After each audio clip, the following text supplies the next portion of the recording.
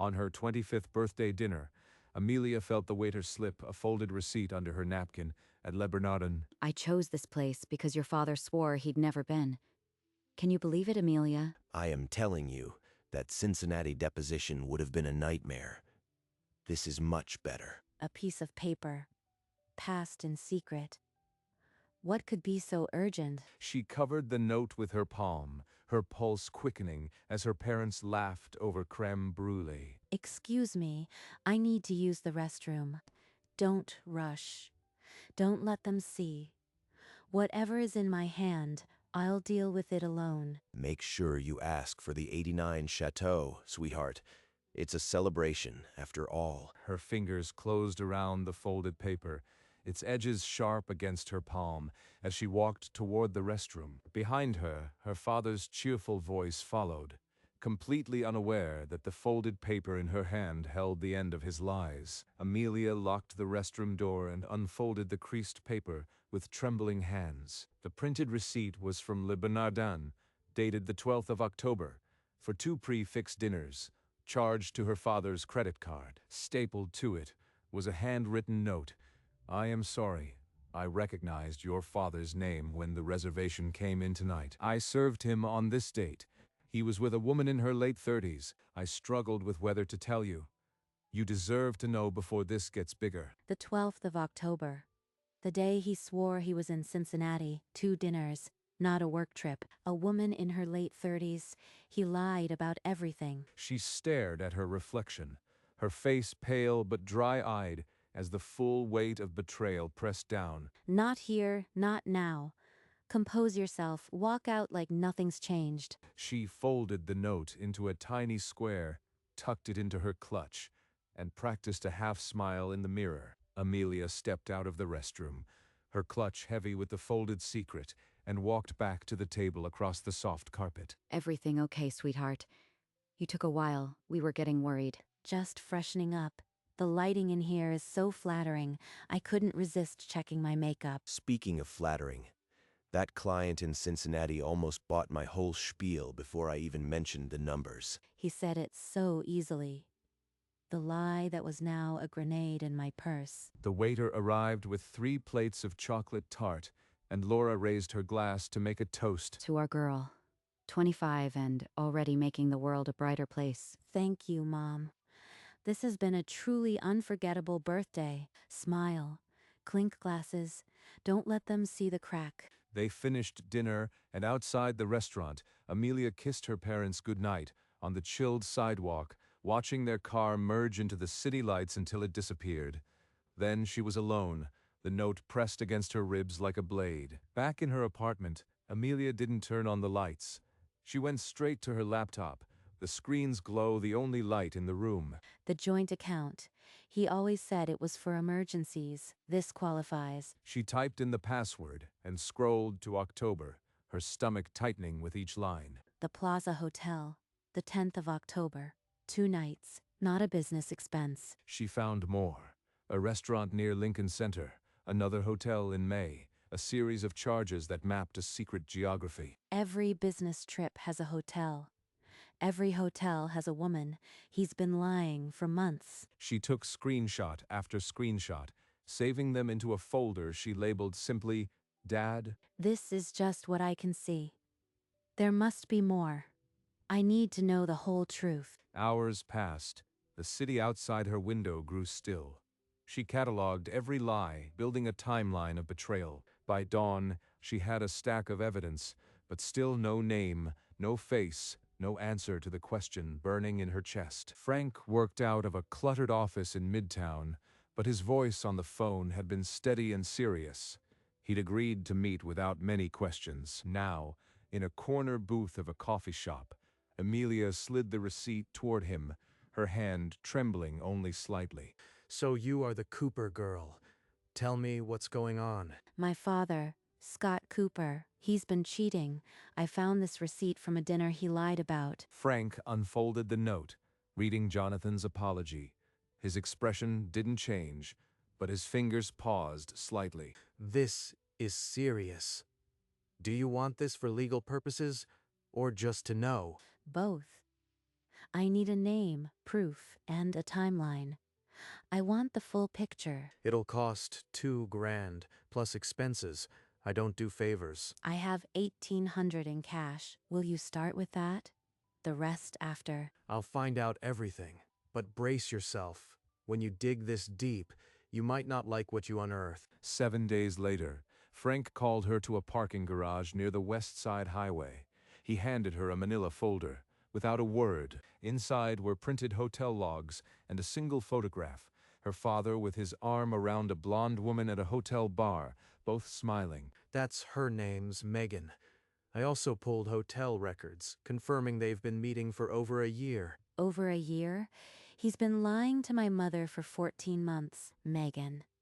A stranger's name that just made my family smaller. There's more. The hotels are all high-end. He spent thousands. This wasn't a fling. I don't care about the money. I need to know who she really is.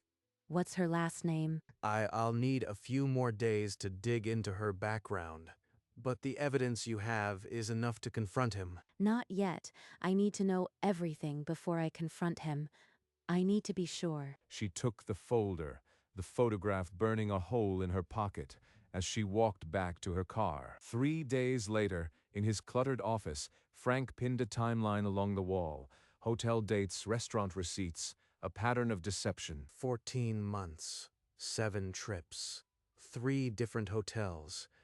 And this is the woman. The woman in the photo was Megan Harris, 38, a paralegal at Scott's own law firm. His colleague, his daily proximity. Not just a stranger. Someone who works for him. This is woven into his daily life. He used the firm's corporate card on 2 of the trips. Reckless. There might be an internal record. So this could destroy his career too, if it got out. That's your decision. My job was the truth. It's all in there. Names, dates, the complete paper trail. I owe you 200 more. Here. Good. Now you know everything. What you do with it, that's the hard part. Amelia walked out into the gray afternoon, the full report weighing heavier than the cash she'd just handed over. She had the truth, but no plan, only the certainty that her family was already broken. Back in her apartment, Amelia sat for a long time, the investigator's file untouched. Then she opened her laptop, searching for something she couldn't name. The family cloud drive. Old photos, shared documents. Maybe there's something I missed. She scrolled through folders labeled vacation, taxes, until she found a draft document titled simply Personal Notes. The document opened with a timeline. April, finalized second quarter. May, inform partners. June, after Amelia's wedding, separate bedrooms. This isn't about the affair. This is a plan, a calculated exit strategy. Her father had outlined financial arrangements, custody of the house, and a line at the bottom that made her stomach drop. Don't disturb Amelia's wedding. She must not know until after. He was going to blindside Mom right after my wedding, use my happiness as a cover. She read it again, then pushed the laptop away, her hands shaking. This wasn't a mistake. It was orchestrated. He's not just a cheat, he's a predator waiting for the perfect moment to destroy her. For 3 days, Amelia moved through her routine like a ghost. Work, calls, wedding planning, all while the document on her screen replayed in her mind. Jacob, if you found out someone you loved was hiding something terrible, would you want to know? I'd want the truth, even if it hurt. Especially if it hurt. Why? Is something wrong? I am just thinking about family. About promises we keep to protect each other, even when they break us. Amelia, you've been distant. Is it the wedding? Your parents? You can tell me. I can't. Not yet. Just know, I am trying to do what's right, even if it doesn't look like it. He didn't push. He held her, and she let the silence be her only confession. I won't let him use my wedding as a shield. Mom deserves to hear it from him, not from a document. One chance. I'll give him a deadline. Tell her before Christmas, or I will. By morning, the strategy was clear. A private lunch, a single demand, and a promise that would tear the family apart or save it. She called his office on Wednesday afternoon, her voice betraying nothing. Dad, can we do lunch Friday? I want to finalize the wedding timeline, just the two of us. Sure, sweetheart. I'll clear my schedule. The bistro at noon. On Friday, she arrived early and chose a corner table. She ordered wine and waited. He talked about golf until their salads arrived. Then she pulled the manila folder from her bag. She placed the receipt on the linen, then the handwritten note, side by side. I know about Megan Harris. I know about the 14 months. And I know about your plan to leave Mom after my wedding. What? How did you? That's not what it looks like. It's exactly what it looks like. A private investigator, credit card records. I saw the document. Scott's face drained to white, the scaffolding of his lies collapsing at once. Scott opened his mouth, closed it, then leaned forward, his voice dropping to a desperate whisper. You don't understand. This was never supposed to hurt you or your mother. It just happened. Amelia didn't blink. She folded her hands on the table, her voice flat but sharp as a blade. Here is what's going to happen. You will tell Mom yourself before Christmas on your own terms. You can't be serious. That would destroy everything. Think about the wedding. If you don't, I will tell her on Christmas Eve. This isn't a negotiation, it's a deadline. He stared at her, seeing a stranger where his daughter had been. The silence stretched, heavy and final. What do you want from me? I want you to be the one to tell her the truth. She deserves that much. Scott lowered his head, the weight of 14 months pressing down.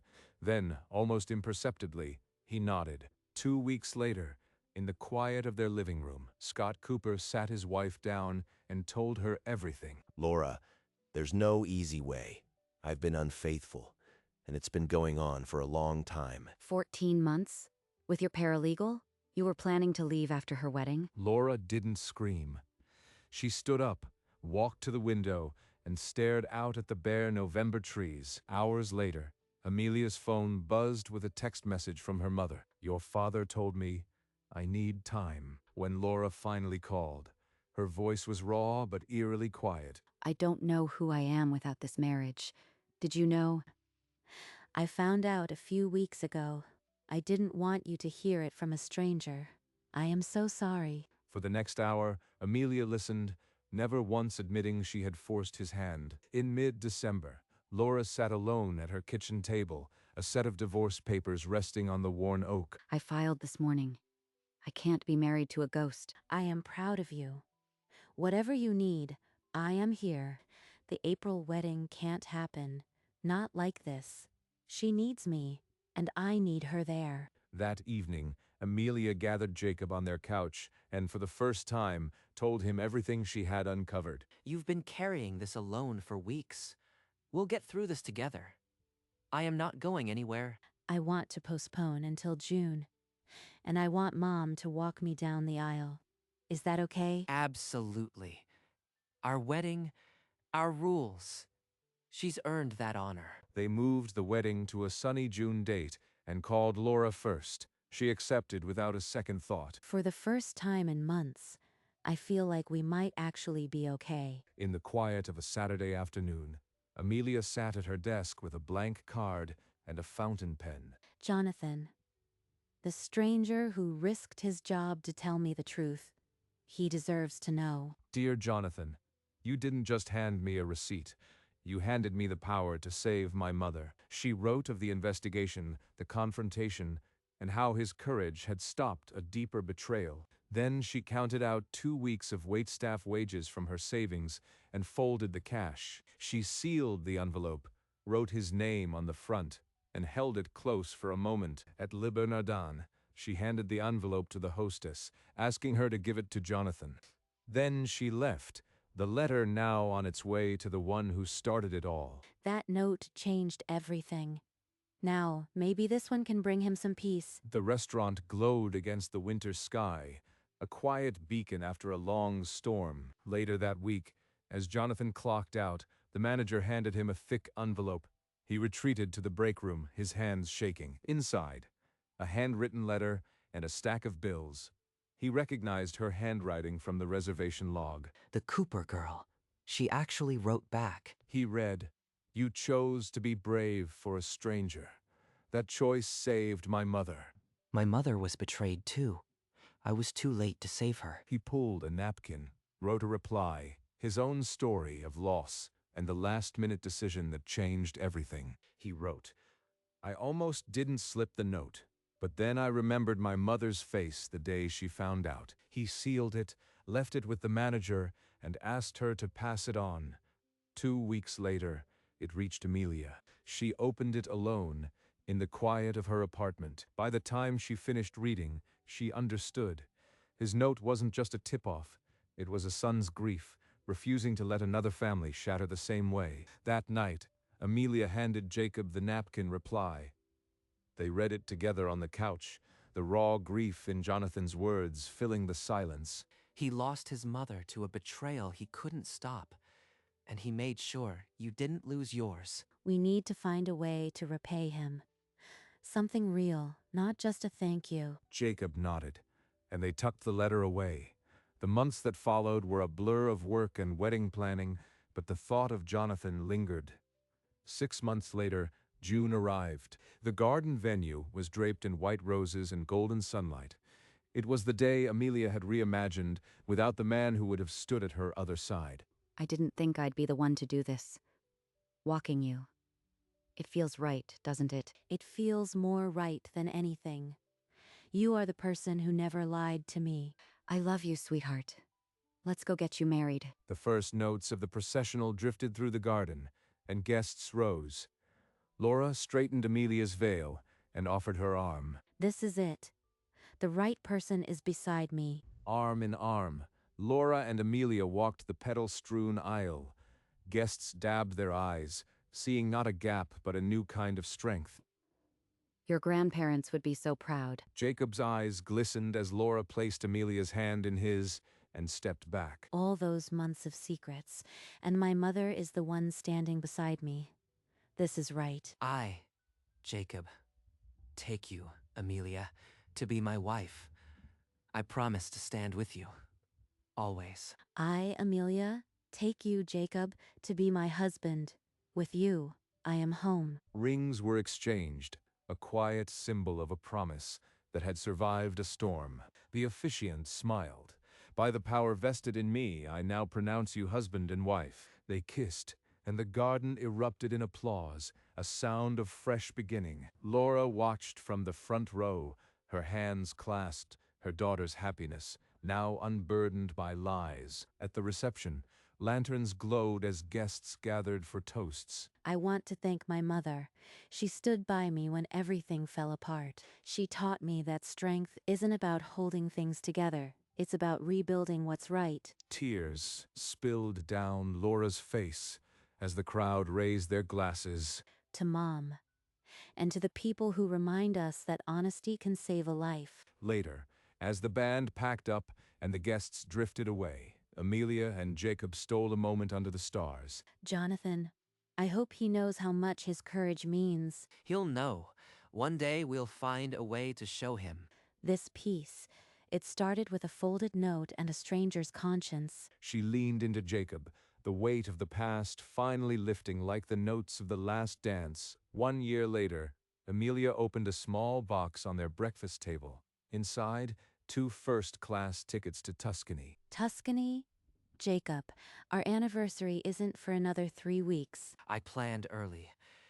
And I arranged a private chef for the week. Someone who means a lot to us. He's hiding something, but it's a good kind of secret. I can feel it. That afternoon, Jonathan was polishing wine glasses at Le Bernardin when his phone buzzed. Jonathan, it's Jacob Cooper. We're going to Tuscany for our anniversary.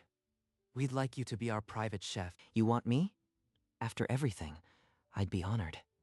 Thank you. He ended the call and stood still for a moment.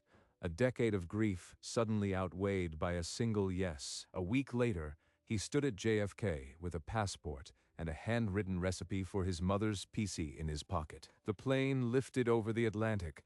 carrying him toward a villa where a thank you 9 months in the making was finally about to be delivered. The Tuscan sun baked the villa walls as they unpacked, rosemary scent in the air. A doorbell chimed. Amelia opened the heavy wooden door to find Jonathan holding 2 bags of produce. Jonathan, oh my God, you are here. Jacob told me you'd be surprised. I couldn't say no. You gave us the truth. Now, let us give you a week of doing what you love. Amelia pulled him into a tight embrace, her eyes wet. A year ago, a folded note. Now, a reunion in a sunlit doorway. I have my mother's recipe for pizza. She'd be happy I am making it here. In the rustic kitchen, Jonathan tied his apron while Jacob and Amelia opened a bottle of wine, laughter already filling the room. To the waiter who dared to do the right thing, and to all the meals we'll share. Jonathan smiled and began cooking. The sound of sizzling oil, a prelude to an unforgettable evening. The kitchen warmed as Jonathan moved with practiced ease, the aroma of garlic and rosemary filling the room. Try this. My mother said, the secret is in the patience. It's perfect. This is exactly what she would have wanted. Jacob poured more wine and leaned back, watching the scene with a quiet, grateful smile. I think this is the best anniversary gift we could have given ourselves. After everything, we're here together, at peace, because one person chose to do the right thing. The sun dipped lower, casting a golden glow through the window, illuminating the table where 3 plates were set. Dinner is served. They raised their glasses, no need for speeches. The clink said enough. Outside, the Tuscan countryside stretched peacefully under the evening sky, as the villa glowed with quiet, hard-won joy. 1 year earlier, a waiter had slipped a receipt under a napkin, unsure if he was doing the right thing. That single, uncomfortable act had unraveled a web of lies, forced a confession, and saved a family from a deeper wound. Now, in a kitchen thousands of miles away, the same waiter was preparing a meal for the people whose lives he'd changed. Amelia looked across the table at Jonathan, then at Jacob, and understood something simple. Courage isn't always loud. Sometimes it's a folded note, a whispered apology, a dish prepared with the memory of a mother. The camera slowly pulled back from the window, the 3 figures inside growing smaller against the warm light. Beyond the villa, the Tuscan hills rolled into the evening, vineyards and cypress trees silhouetted against a fading sky. The story that began in a Manhattan restaurant ended here, not with a bang, but with a quiet meal. It was proof that sometimes the smallest act can ripple across months and oceans. And, as the sun set, the villa became just another speck of light in the vast, peaceful countryside.